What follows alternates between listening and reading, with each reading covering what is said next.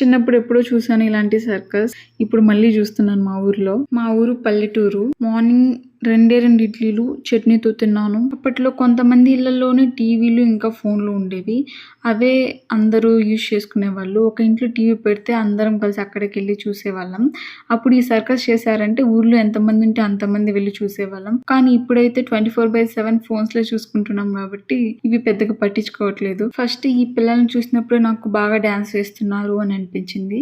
తర్వాత కొంచెం సాడ్ గా కూడా అనిపించింది. ఈ మధ్యలో ఉంది కదా ఈ పాప, సేమ్ బేబీ శ్యామ్లీ లా ఉంది. నాకు ఆ పాపను చూస్తే బేబీ శ్యామ్లీ గుర్తొచ్చింది. జగదేక వీరుడు అతిలోక సుందరి ఆ మూవీలో పాపలాగా అనిపించింది. సేమ్ ఏజ్ ఉన్న పిల్లలే ఇక్కడ కూర్చొని చూస్తున్నారు అనమాట. అక్కడ వాళ్ళు డాన్స్ వేస్తున్నారు.